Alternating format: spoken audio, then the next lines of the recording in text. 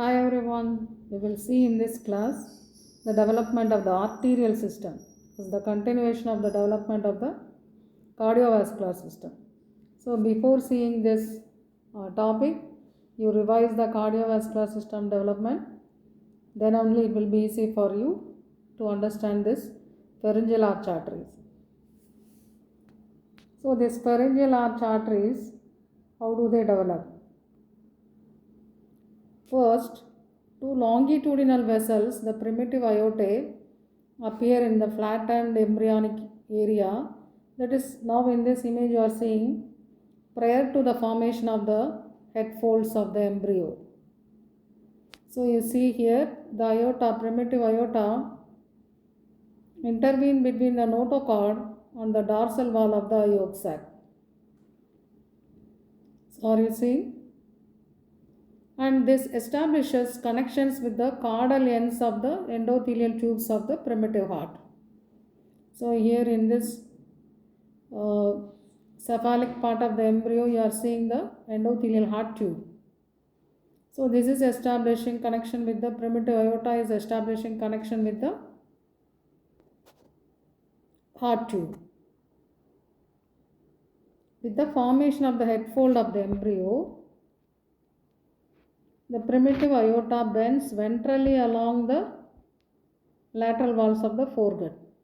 That blue color represents the gut, and here it is aorta bends ventrally along the lateral walls of the foregut through the mesoderm of the first pair of pharyngeal arches and communicate with the bulbous cordis of the heart tube. Now, so the primitive aorta consists of three parts now after the head folds. Ventral aorta lying ventral to the foregut, first aortic arches passing through the first pharyngeal arches, and the dorsal aorta lying dorsal to the foregut. Okay, after formation of the folds, aorta has three parts. Now, these two ventral aortae fuse to form the aortic sac. So, are you seeing this? Conus cordis, truncus arteriosus, then aortic sac. So, that is the ventral aorta. Distally, if you see this ventral aortic sac, it bifurcates into right and left limbs. Initially, each limb is connected to the corresponding dorsal aorta. You are using in the posterior aspect dorsal aorta. So, this aortic sac is connected to the corresponding dorsal aorta through the first aortic arch, which is the continuation of the primitive aorta. Subsequently, 5 more pairs of the pharyngeal arches appear in the lateral wall of the pharynx, caudal to the first pair. It is in the craniocaudal direction. Now, each limb of the aortic sac sends connections to the dorsal aorta through these 6 aortic arches. Altogether, now 6 pairs of aortic arches embrace the lateral wall of the pharynx and extend from the ventral to the dorsal aorta. Now, ventral aorta has fused to form the aortic sac. Now, what happens to this aortic sac? We have seen in the previous class, the truncus arteriosus is divided into ascending aorta ventrally and pulmonary trunk dorsally. How it is divided? By the distal part of the aortopulmonary septum. The cephalic edge of the septum divides this aortic sac between the 5th and 6th pairs of aortic arches. So, as a result, upper 5 pairs are connected with the ascending aorta and the 6th pair of arch is connected to the pulmonary trunk. So 6th pair of arch may be called pulmonary arch and the remaining arches may be called as aortic arches. Okay, now we have seen primitive aorta has 3 parts. After head folding, ventral aorta, that is the aortic sac, then dorsal aorta, and 6 pairs of aortic arches. Aortic sac is divided into 2 limbs, so that upper 5 pairs are connected with the truncus arteriosus, that is the ascending aorta, and the 6th pair of aortic arch is connected with the pulmonary trunk. So still this we have seen. Now we will see the changes in the arteries. Before that, the dorsal aorta, first if you see, not only they connect with the ventral aorta, they present two characteristic features. Before we see the pharyngeal arch arteries changes. What are these two features? It does not supply only up to the pharyngeal arch. It extends beyond that, so that to reach the developing brain, gives the ophthalmic branch to the vesicle, optic vesicle, and cerebral branches to the brain, and terminates as the posterior communicating artery. Then one more is the two dorsal aorta fuse cardocranially. In the adult, how many aorta we have? Descending thoracic aorta, abdominal aorta, only one. So these two dorsal aortae fuse cardocranially to form a single aorta, which extends from the fourth lumbar to the fourth thoracic segments. So the dorsal aorta changes we have to see before we start with the changes in this pharyngeal arch arteries. This pharyngeal arch arteries changes we can consider under two phases in the human embryos, branchial and post-branchial.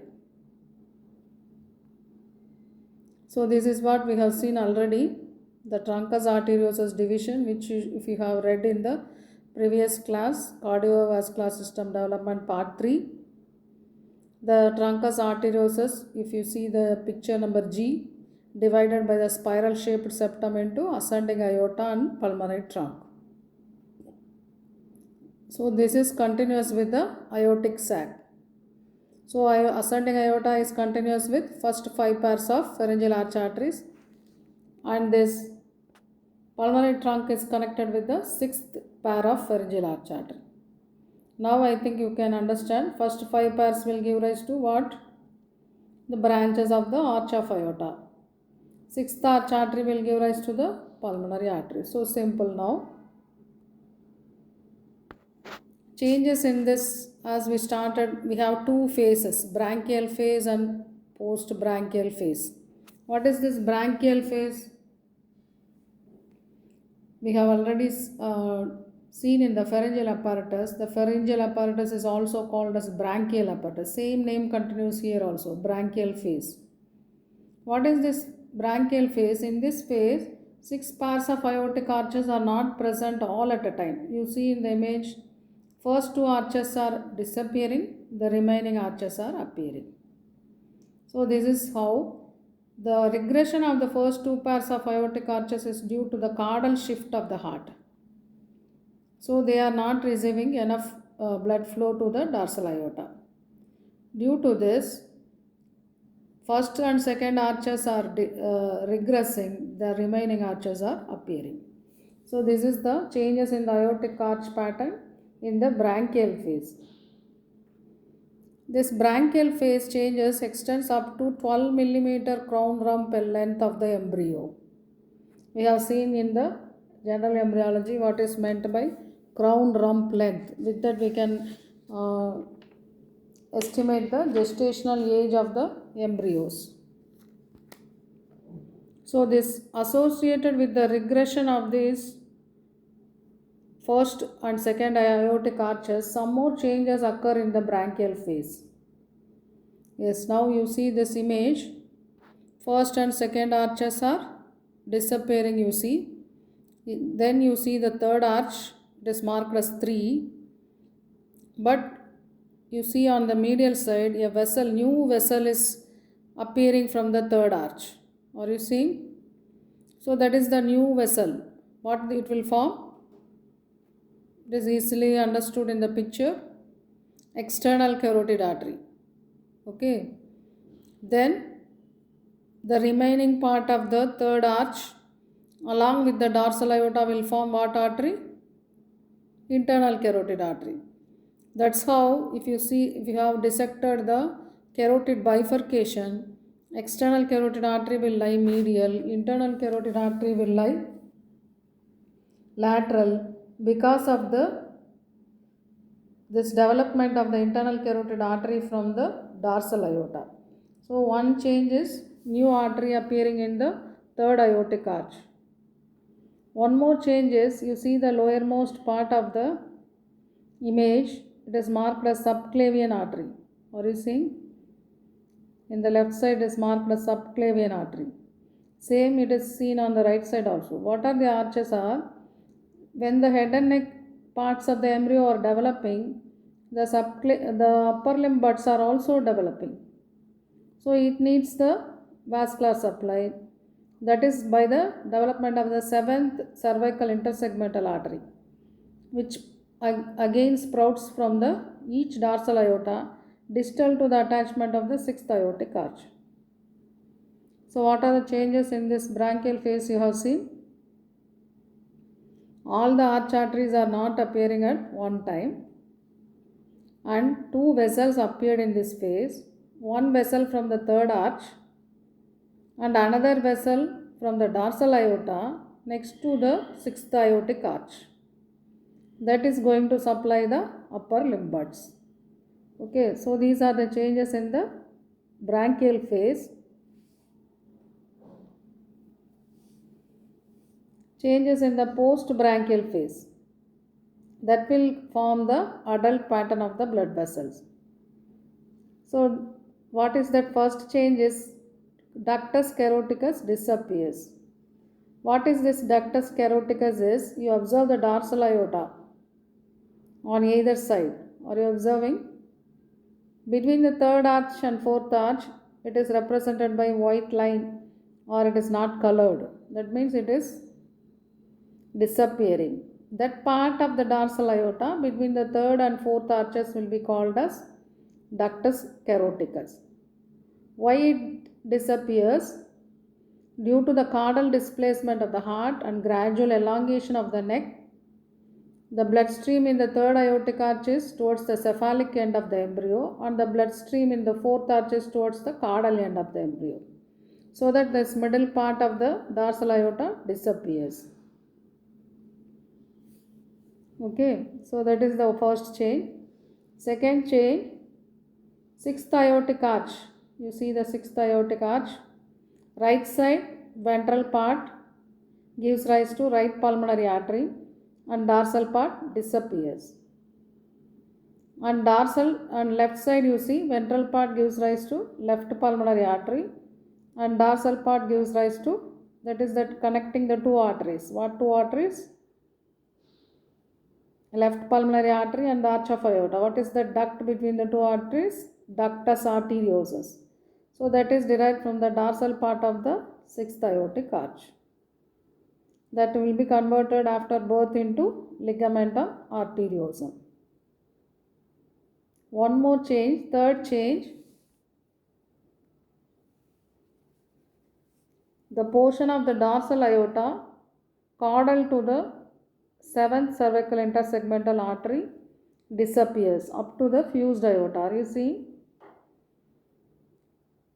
So the right dorsal aorta disappears caudal to the right seventh cervical intersegmental artery.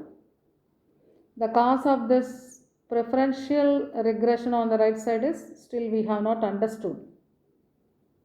Okay, I think you have understood this changes in the branchial and post-branchial phase.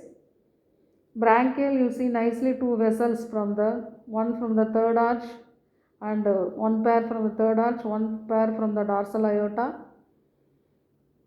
That is the seventh cervical intersegmental artery. Changes in the post-branchial phase. Ductus caroticus disappears. So now you are seeing carotid system of arteries above, and the remaining arteries are towards caudal side. Then sixth arch artery, right side right pulmonary artery, and left side left pulmonary artery and the ductus arteriosus.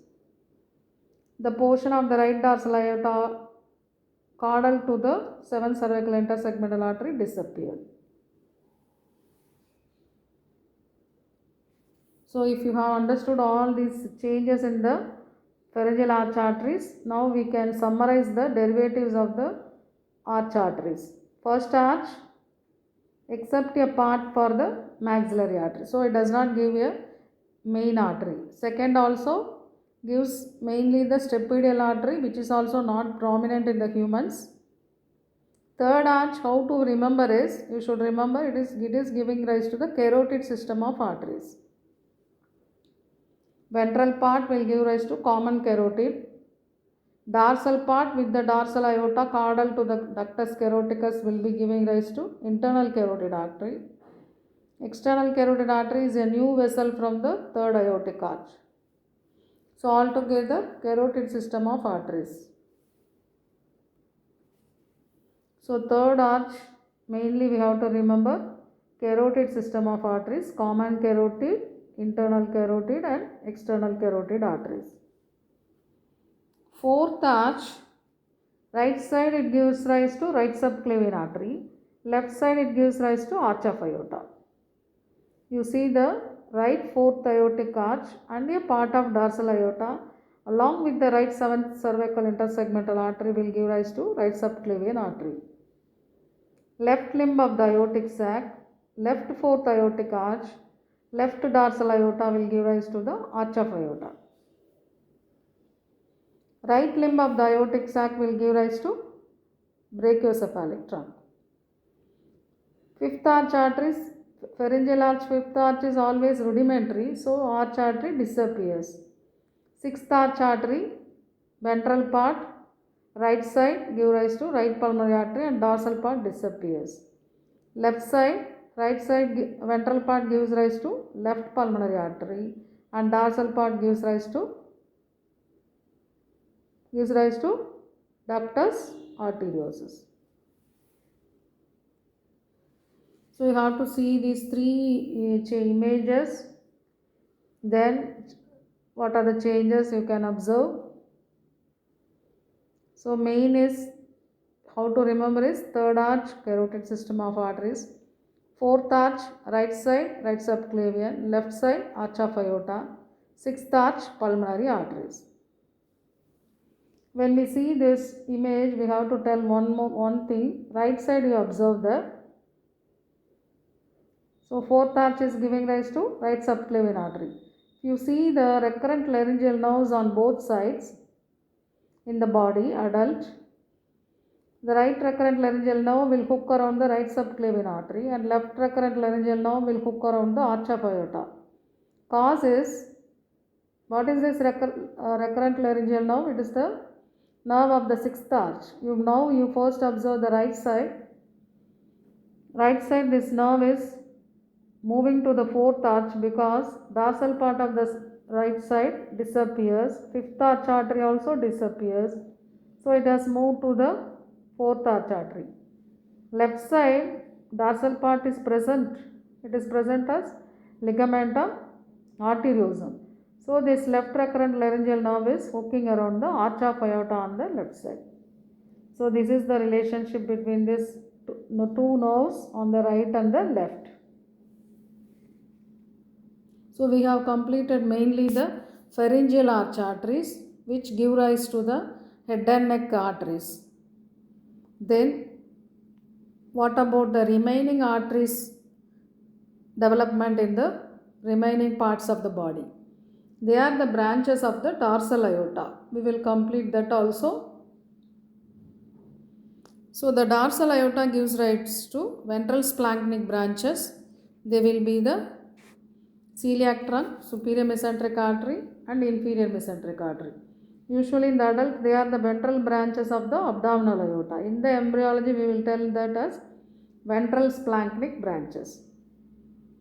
Then other arteries like phrenic arteries, suprarenal arteries, renal arteries, gonadal arteries, they are the lateral splanchnic branches of the dorsal aorta. Then arteries of the upper and lower limbs, they will be derived from the somatic intersegmental branches. Also the intercostal, lumbar and lateral sacral arteries. So the remaining arteries are the branches derived from the mainly the dorsal aorta. So to conclude, what are the derivatives of the axial arteries of the limbs? Axial artery of the upper limb is 7th cervical intersegmental artery. Of the lower limb is 5th lumbar intersegmental artery. If you see, they do not give rise to all the arteries in the upper limb and lower limb. So they gave rise to some arteries. The remaining arteries sprout from the axial artery. If you see in the upper limb, axillary artery, brachial artery, anterior interosseous artery are the derivatives of the axial artery of upper limb. So the remaining radial arteries and ulnar arteries, they have sprouted from the axial artery. If you see in the lower limb, they give rise to inferior gluteal artery, arteria nerva ischiadiae, that is the sciatic artery, popliteal artery. So all these are the derivatives of the axis artery of the lower limb. So the remaining arteries are derived from the axis artery of the limbs. So mainly in this class is mainly about the pharyngeal arch arteries. To conclude, we have added the few points of the other branches or other arteries development in the body. So if you have understood this class, you should be able to write short notes on the development of arch of aorta, right subclavian artery, brachiocephalic trunk, internal carotid artery and ductus arteriosus. So you try to revise the class and prepare the notes for these 5 important short notes. We will continue with the development of the important veins in the next class.